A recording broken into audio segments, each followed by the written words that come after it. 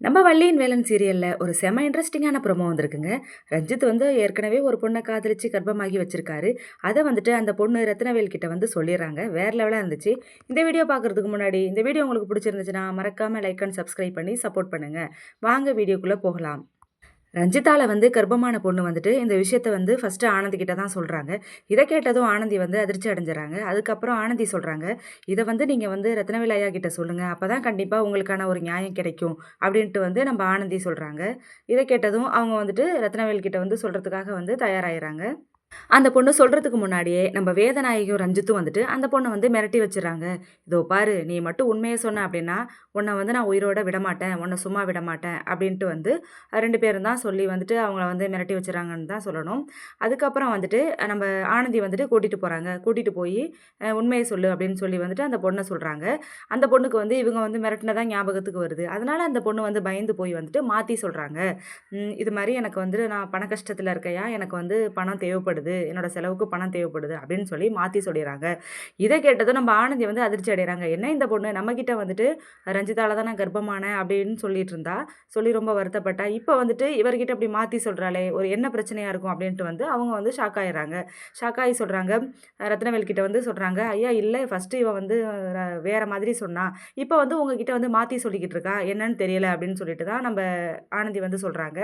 இதை கேட்டதும் வேதநாயகி கடுப்பாயிறாங்க. அதுக்கப்புறம் அவங்க சொல்கிறாங்க, அவள் தான் பண கஷ்டம்னு சொல்கிறாள்ல, நீ என்ன சும்மா சும்மா அடுத்தவங்க விஷயத்தில் மூக்க நுழைச்சிட்டு இருக்க, உன்னோட வேலையை நீ பாரு, தேவையில்லாமல் இதில் எல்லாம் நீ தலையிடாத அப்படின்ற மாதிரி தான் வேதநாயகி பேசுகிறாங்க நம்ம ஆனந்தியை. ஏன்னா அவங்க பயத்தில் பேசுகிறாங்க. அதுக்கப்புறம் நம்ம வேதநாயகி நம்ம ஆனந்தியை கண்ணாப்பின்னான்னு திட்டிடுறாங்க. தேவையில்லாமல் இந்த பிரச்சனைலாம் நீ தலையிட்டு இருக்காத, சரியா, முதல்ல இங்கேருந்து கிளம்பு அப்படின்னு சொல்லி சொல்கிறாங்க. இதை கேட்டதும் ஆனந்தி ரொம்ப மன வருத்தத்தோடு அந்த இடத்த விட்டு கிளம்பிடுறாங்க. அதுக்கப்புறம் ரத்னவேல் கிட்ட அந்த பொண்ணு பணம் கேட்குறாங்க. கண்டிப்பாக நீ பண கஷ்டத்தில் இருக்கன்னு சொல்லி நான் உதவி பண்ணாமல் இருப்பேனா? அதுவும் நீ என் பொண்ணோட காலேஜில் படிக்கிற, கண்டிப்பாக உன்னோட படிப்பு செலவுக்கு உனக்கு பணம் தேவைப்படும், கண்டிப்பாக நான் தர்றேம்மா அப்படின்னு சொல்லிட்டு அந்த பணத்தை எடுத்து அந்த பொண்ணோட கையில் கொடுக்குறாரு. கொடுத்துட்டு அந்த இடத்த விட்டு அந்த ரத்னவேல் கிளம்பிடுறாரு. ரத்னவேல் போனதும் அந்த பொண்ணு அந்த பணத்தை வாங்கி ரொம்ப அழுதுட்டு இருக்காங்க. ஏன்னா நம்மளால உண்மையை சொல்ல முடியல. இவங்க இந்த அளவுக்கு நம்மளை மிரட்டி வச்சிருக்காங்களே. நம்ம உண்மையை சொல்றதுக்காக வந்தோம். ஆனால் நம்மளுக்காக ஆனந்தி உதவி பண்ணுறதுக்காக நம்மளை கூட்டிகிட்டு வந்தாங்க.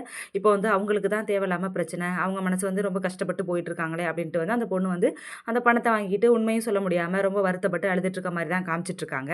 அதுக்கப்புறம் அவர் போனதும் நம்ம ரஞ்சித் பேசுகிறாரு, இங்கே பாரு, நீ பணத்தை வாங்கிட்டில்ல, அதுக்கப்புறம் உனக்கு எனக்கு எந்த சம்மந்தமும் கிடையாது. உனக்கு எனக்கும் ஆல்ரெடி சம்மந்தம் இருந்திருக்கலாம். ஆனால் இந்த குழந்தைக்கு எனக்கும் எந்த சம்மந்தமும் கிடையாது, சரியா? இந்த உண்மையை நீ சொல்கிறேன் போகிறேன் வரேன்னு சொல்லிட்டு ஏதாவது பண்ணிட்டு இருந்த, இந்த கல்யாணத்தை நிறுத்தணும் தடுக்கணுன்ட்டு ஏதாவது நீ கிரிமினலாக யோசிச்சுட்டு இருந்தேன்னு வச்சுக்கேன், கண்டிப்பாக உன்னை சும்மா விட மாட்டேன், உன் குடும்பத்தில் இருக்கிற ஒருத்தரையும் நான் விட மாட்டேன் அப்படின்னு சொல்லி ரொம்ப மிரட்டுறாங்க. இதை கேட்டதும் அந்த பொண்ணு ரொம்ப பயந்து போயிடுறாங்க. இல்லை இல்லை, நான் இதை பற்றி நான் யார்கிட்டையுமே சொல்ல மாட்டேன், இனிமேல் என்னை மன்னிச்சிருங்க அப்படின்னு சொல்லிட்டு அவங்க கிட்ட மன்னிப்பு கேட்குறாங்க. கேட்டுட்டு அந்த பொண்ணு ரொம்ப அழுக ஆரம்பிச்சிடுறாங்க. அதுக்கப்புறம் நம்ம ஆனந்தி தனியா யோசிச்சு பார்க்குறாங்க. என்ன இந்த பொண்ணு உண்மைய சொல்றேன்னு சொல்லி நம்மளையும் கூட்டு வந்தா. பாவம், அவ வயித்துல குழந்தையோட இருக்கா. அவளுக்கு ஒரு நியாயம் கிடைக்கும். கண்டிப்பா ஒரு நியாயம் வாங்கி குடுக்கலாம், அந்த பையனோட சேர்த்து வைக்கலான்னு பார்த்தா, இவ இப்படி மாத்தி சொல்லிட்டாளே. இதுக்கு பின்னாடி ஏதோ நடந்திருக்கு. கண்டிப்பா ரஞ்சித்தும் வேதநாயகி தான் ஏதோ பிளான் பண்ணி அவள ஏதோ மிரட்டியிருக்காங்க. இல்லன்னா அந்த பொண்ணு உண்மைய சொல்லியிருப்பாளே. எதுக்கு அவங்கள பார்த்ததும் அவ உண்மைய சொல்லாம அவ மாத்தி சொல்றா. இதுல ஏதோ கண்டிப்பா ஒரு உண்மை இருக்கு. இத கண்டுபிடிக்கணும் அப்படின்ட்டு தான் நம்ம ஆனந்தி பிளான் பண்றாங்க. அதுக்கப்புறம் அந்த இடத்த விட்டு ரஞ்சித்தும் வேதநாயகியும் அந்த பொண்ணை மிரட்டிட்டு கிளம்பிடுறாங்க. அவங்க போனதும் அந்த பொண்ணு அழுதுகிட்டே கொஞ்சம் தூரம் நடந்து வர மாதிரி தான் காமிக்கிறாங்க. அதுக்கப்புறம் ஆனந்தி அவங்கள ஓடி போய் இவங்க பார்க்குறாங்களா இல்லையான்னு தெரிஞ்சுக்கிறாங்க. இவங்க ரஞ்சித்தும் அவங்களும் போயிட்டாங்க.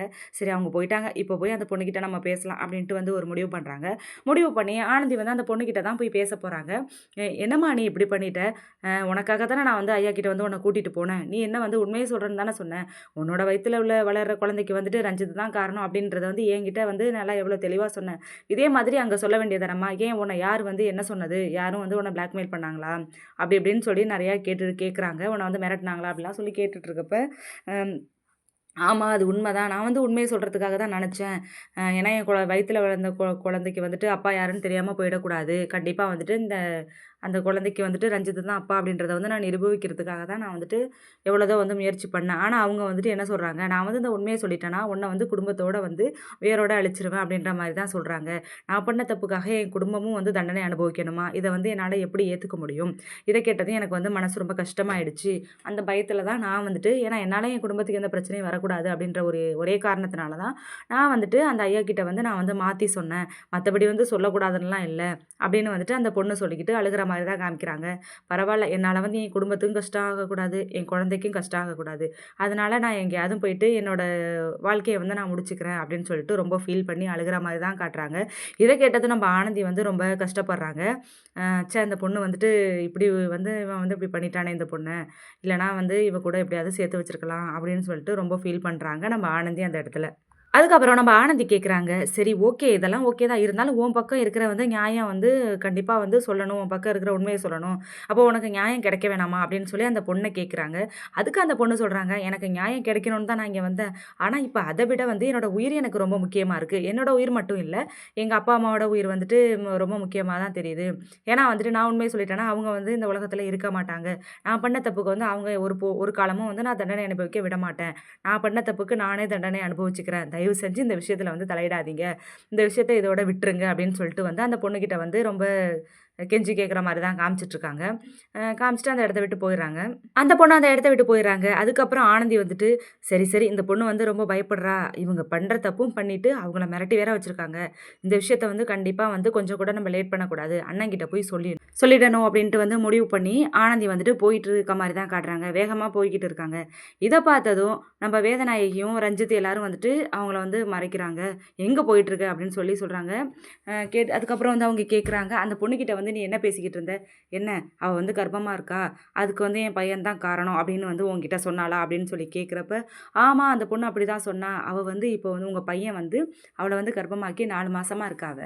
இப்போ வந்துட்டு நீங்க வந்து வேற கல்யாணம் வந்து உங்க பையனுக்கு பண்ணி வைக்கிறேன்னு நினைக்கிறீங்களே! இது உங்களுக்கே கொஞ்சம் நியாயமா தெரியுதா? அப்படி இப்படின்ட்டு வந்து அவங்ககிட்ட பிடிச்சு கத்திட்டு இருக்க மாரி தான் காமிச்சிட்டு இருக்காங்க.